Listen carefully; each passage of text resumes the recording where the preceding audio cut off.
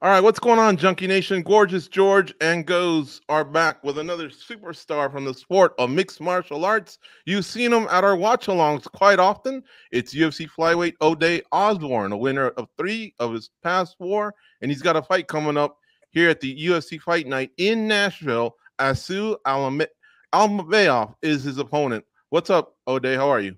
Not much, man. I gotta say, it's definitely funny going from being at your watch party to being an interviewer or E. Exactly. How are Well, it's you going to guys? be a lot of the similar stuff that we ask you then. We're kind of doing the same thing while we're there in between fights. Yeah. Um, by the way, you're more than welcome to join us on Saturday. I mean, I know you got a laser focus on the following weekend, but if you just want to decompress, you Yeah, can watch fights with us. I'll probably stay home. And I don't really do much when I'm like close to my fight. I kind of just be at the house, chilling, resting, you know what I mean? Cause it's just like brain power, right? It's a real thing when you ever in a job and you're sitting all day, but you're like, you're focused on your brain. Your brain is doing so much. You know what I'm saying? So I just try to rest my brain, man, not think about too much when I have a fight coming up. Cause it's not about my fight, it's about the weight cut. You know what I'm saying?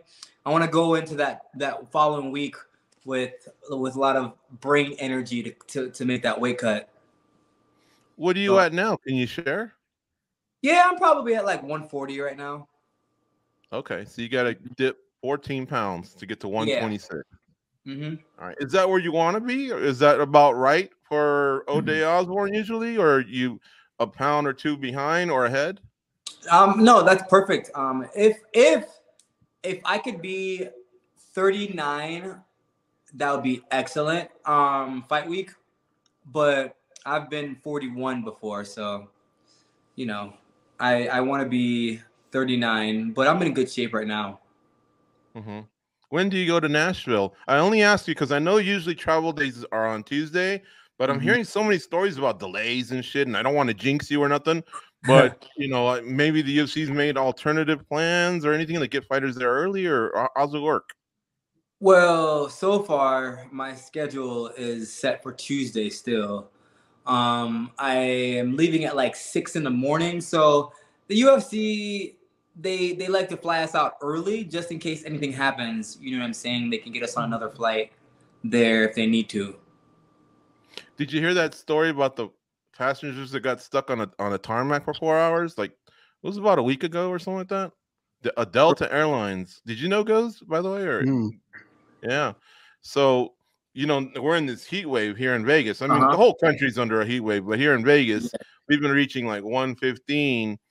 And now you know how it is when you're at the airport. I mean, that's all Yep. asphalt and engines, and then Yep. I'm sure you both have been on a plane that when it hasn't taken off, the AC isn't at its fullest power, and people Oh. were tripping a little bit. But Delta basically said, "Hey, listen, with all the stuff that's been going down, that's fine. But if you get off the plane, you're probably not going to reach, we'll say Atlanta, whatever the destination was." And so a lot of people are like, "No, man, I got to make this plane." So they were just fighting through it. But 4 hours they were out there, man, and That's brutal. it sucked. Yeah. That's brutal, man. That is brutal. I Hmm. can't do it. Nope. Mm-mm. Hey, at But you least you could know, cut some weight though, right? that's true. But you know what's crazy though? Spirit is one of those airlines that everyone talks about, but I don't really hear much about Spirit cancellations. I hear Southwest, I hear Delta, I hear Frontier, but I don't hear too much about Spirit cancellations. Are you on Spirit? No, I'm not. Oh, okay. What airline you on? Um, I don't even know, honestly. I I have was no gonna I idea. was gonna clown the UFC if you were on Spirit, to be honest. Are you at least Nah, nonstop, or do you have to make a stop somewhere? it's nonstop. Yeah, There you go. Attaboy yeah. UFC or attagirl, whoever's doing I it. miss the JetBlue Southwest days though. I think that was Yeah, those were the prime. days. Yeah, I man. did Spirit once, and I'm not lying, it had propellers. Hmm. It was old school, and I remember No, one guy next to me was like, "Man, we're like on a crop duster up here." I'm like, "Yep." It was from here to Detroit. It was super cheap, but yeah, unless you know your way around it, You know, if you don't want that middle seat, might cost you some money. You want a snack, might cost you some money. You Yeah, want this, you want true. that. Yeah.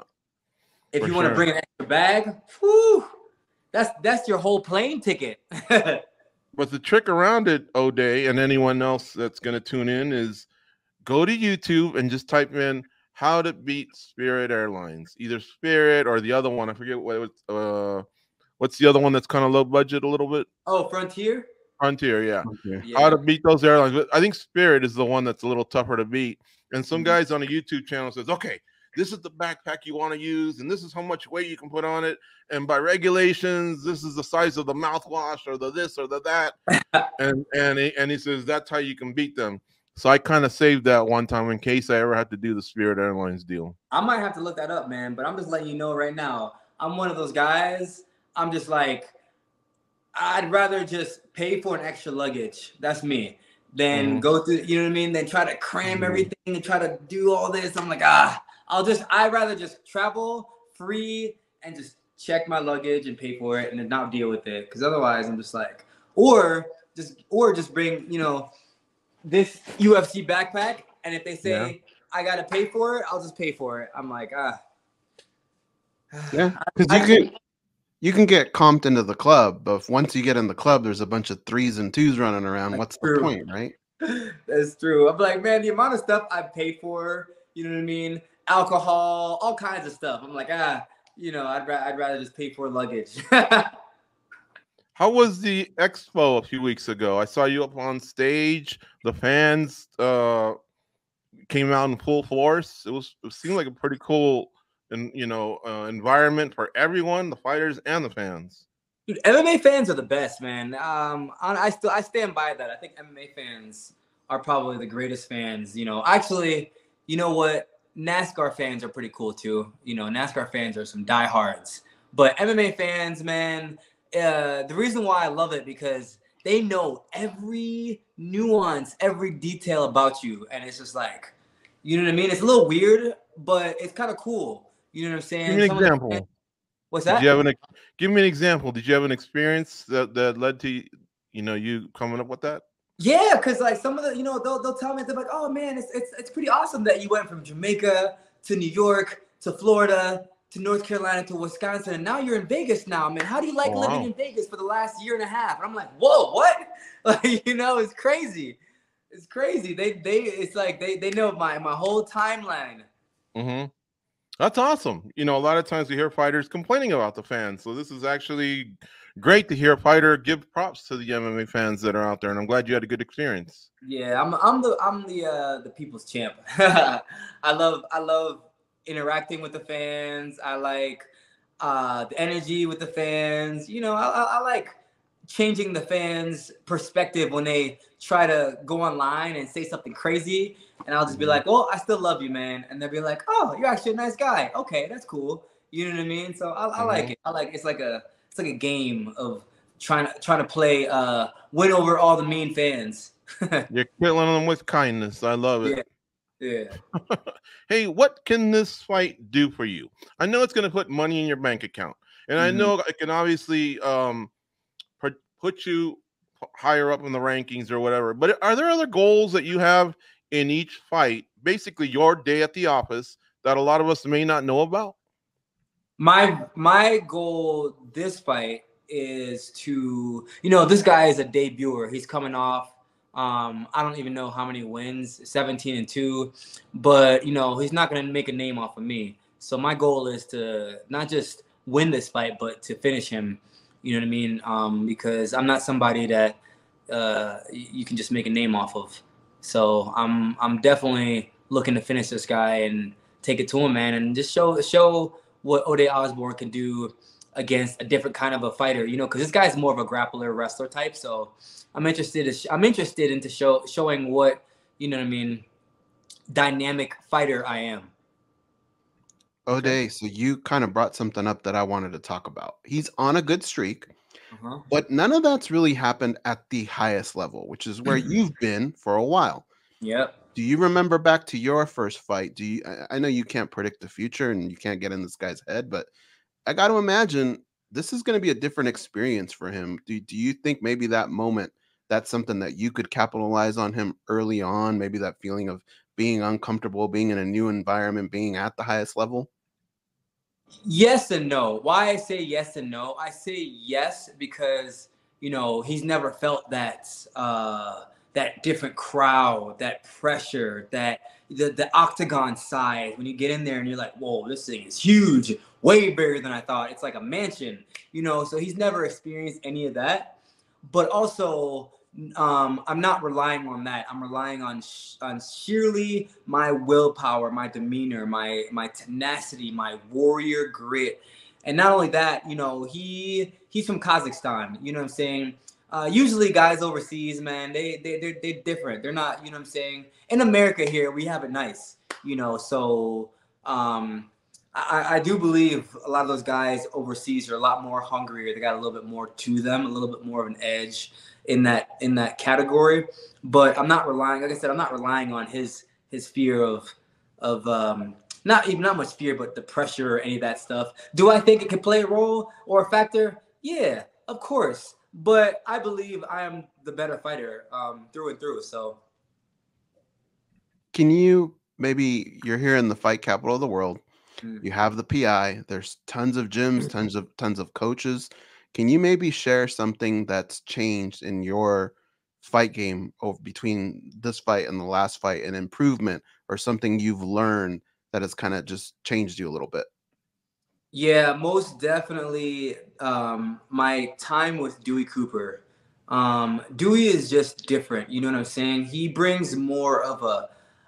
He's not for everybody. He brings that ruggedness, that the trenches. You know what I'm saying? You go in these gyms and you feel comfortable. You feel good. You know, you're hitting the pad and you know what I mean. You're making friends and it's dope. Dewey, when you're in there with Dewey, man, you're constantly in the trenches and he puts you into that mindset and he makes you believe that you are the greatest because, you know, when you're running Mount Charleston and you're doing 18-minute Shark Tanks, new guy every minute. And yeah, 18 minutes because he doesn't believe in 5-5-5. He believes in 6-6-6 because he wants us to push past that 5-minute barrier so we don't slow down at the 4-minute mark. He wants us slowing down at the 5-minute mark when the round is done. You know what I'm saying? But that mindset, man, Dewey is like, he brings that rugged streets to you, you know, and I love it because it's so hard. It's so hard that when you on fight day, you're just like, man, this is easy. You know what I'm saying? This is easy. What I've been through in my camp compared to this, nah, no way. Ain't no way one man could take me to where I've been in my camp with Dewey. Yeah, next time you go to practice, you need to sprinkle some holy water on them. Just make sure that 666 ain't something else. Yeah. What about real you mentioned that you wanted to get the finish. How about mic time? You know, mic time can be so important for a fighter. Have you given that any thought as far as what you want to say or maybe even what you want to ask for at the end of this fight? I want to there's a lot, man. I go back and forth with mic time. You know what I'm saying? I go back and forth. Some fights I give it more thought, some I don't. This fight I haven't really given it much thoughts, other than that I want to be, I want to face a top 15 ranked opponent in my next fight. You know, granted things go my way, which I believe it will, but I haven't given this one much thought only because, you know, I've been so focused in my camp, you know what I'm saying? So focused in the trenches. Sometimes fighters can lose themselves in the win or the after the fight. They get so drawn out by what they're going to say when they win that they lose focus in the things that they need to do in order to make themselves better. Because at the end of the day, making myself a warrior, making myself tough in every aspect, that's the mentality that I want coming into this fight. I don't want to really think much on what I am going to say when this happens or what, you know what I'm saying? You don't want to lose yourself into the mirage of fighting. You know what I'm saying? You want everything to be present, because as humans, we either live in the past or the future. We never rarely do we live in the present. You know what I'm saying? So that's something I'm just focusing on myself about, is just living more in the present.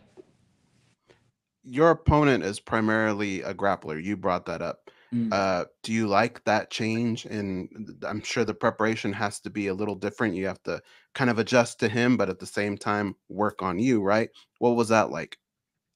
Man, this camp has been just grueling. I've had some great work with some great guys. Aljamain Sterling has helped me a lot with my camp. Rounds with JP. JP's actually fighting a week after me, and JP, it's pretty funny because his record doesn't do him justice. He is a stud grappler. JP is just a stud. I think y'all gonna see a lot of change because he probably hasn't fought in a year, but the entire year he's been with Aljamain. You know what I mean? GP and Aljamain just been grappling nonstop over and over and over again, and his grappling's probably gotten even 10 times better. Going with Aljo this entire time, and Patchy Mix, another person that has been giving me great work. Amir Albazi, another person that's been giving me great work. So I'm prepared for everything. You know what I'm saying? Well, we're close, so I imagine these hard workouts you're talking about are winding down. This is the week, right? Is this the toughest week they say before you start to taper down? Yeah. Well, last week was the toughest week. Last week for sure was the toughest. This week is when I'm starting to kind of just taper a little bit, and then fight week is next week. You know what I'm saying? What if you were to walk in today and Dewey Cookler slugged you in the stomach and he goes, "Sorry, that's just something new here. I'm going to catch you guys off guard every once in a while and slug you in the stomach." Are you so bought into him that you'd go, "All right, coach, whatever you say"? Like, yeah, how does that work? Like when they introduce new things? I do. I trust the process, man, because Dewey is different than a lot of these other coaches. Here's why I say that. Dewey fought at the highest level when K1 was at its peak, and he was a champion at its highest level. So he knows exactly what the process is. You hear time and time again, people say, trust the process, trust the process. Coaches will say, trust the process. But sometimes I'm like, what process? What process are you talking about? Dewey actually he's written notes, you know what I'm saying, journal it to himself every single day when he was in fight camp, every time, how he felt, what he did, what he ate, how he slept. There's a method to his madness. So there's such an ingraining process. So if he did that, I'd be like, all right, it's a part of his process. That's interesting. I'll hear other athletes, kind of like in football, I hear it a lot where they say, "Man, I trust that guy so much. If he says run through a wall, I'm doing it. I may not like it, but I'm doing it." It's true. It's true, man. I never thought I'd be running Mount Charleston, but didn't like it. But here I am, you know what I mean? Putting one foot in front of the next. Hopefully that was like similar to your airport ride, 6 a.m., man. With this weather, I hope you guys weren't out there in the afternoon.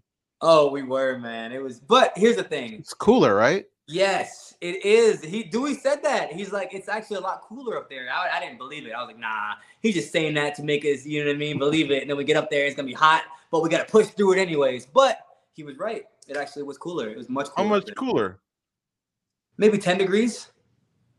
So instead of 115, 105, instead of 110, 100? Maybe like 98. Okay. Well, that's still hot, though. Yeah, but nothing compared to 98 is like, man, it was like winter up there. Compared to what we've been experiencing, 98 was nothing. I was like, man, this is nice. Mm-hmm. Did you run into Mike Chiesa? I just saw a story about him doing his first full-time camp in Vegas, and he looked like he was in Mount Charleston as well. He was. Actually, I ran into him, but not at Mount Charleston. I ran into him yesterday in the locker room, and he told me because he's fighting in Utah, the elevation there is a lot greater. So he stayed up at Mount Charleston at the lodge, or there's a place that he stayed. I don't even know why I said lodge. It just sounded right. So he stayed up there for about the weekend, just so his body. He says it makes a big difference, so his body can get used to the elevation, and then he drives to Utah. All right. I think Goes has a few more. Goes, go ahead. What do you got for Ode Osbourne? Well, you brought up Aljamain Sterling, and it got me thinking. I remember it was Teddy Atlas, right? That he said being a champ makes you 30% better. And you got a guy like Aljamain Sterling, even a guy like Patchy Mix that just won a Grand Prix. Have you felt their 30%? And does their 30% being training partners with you all the time, does that almost give you at least 15%? What? That was a tongue twister. All right. So you know how 30%, right? They're 30% better. Yeah. Because you're around them, have you felt that in the training? Like, have you felt those guys get that much better? And at the same time, because they're that much better, do you feel like it's made you better? You know, you have to put up with it. Oh, most definitely, man. Most definitely. Because it's the difference between, like, you know what I mean? They jump your back. You get a second to kind of, you know, grab the wrist. And then you get a second to kind of, you know, peel off. The difference is that to they jump your back and you're right on it. You don't even get a second. You're immediately peeling. You know what I'm saying? That's the difference. It's like normally they go here and then you're here and then you're here and then you're here and you're peeling off. Now it's like boom, boom, boom, boom, boom. You know what I'm saying? Because you can't give those guys even a millisecond, man. It's like it's crazy how different their grappling is. It's different. Gotcha.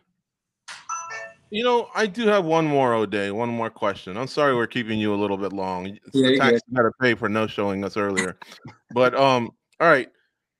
Are you familiar with the unified rules of MMA? Would you say as a fighter, as someone that now you host the podcast and you obviously, you know, you sat with us and done some commentary. How familiar are you with the rules? Here's why I bring it up, because so many split decisions, so much, you know, accusations that the judges don't know what they're talking about. The other day I saw Nathaniel Wood, I think it was against Andre Feely, and both are standing there kind of like, come on, call my name, call my name. They called Woods, and Feely was pissed, and obviously he went to Twitter or social media and said, oh man, you know, I thought I won the fight. I hear him, you know. Davey Grant. Close. Davey Grant it was, sorry, yeah. Davey Grant was with the Peruvian, right? Marcos. That's right. Yeah, that was a close one. So that's what I wanted to ask you was, because I'm starting to see that the commentators are addressing it a little bit more, and that's damage and offense. Yeah. You know what I mean? I do. So the takedown is something, but you got to do something with that takedown. Not just takedown, not just kind of get position. Now you got to start doing, and if that guy on the bottom starts drilling you, and they start causing some damage, all of a sudden that takedown just is already kind of nothing. And on top of that, now you're suffering. So I'm starting to wonder if the fighters are, you know, a little bit more on top of that.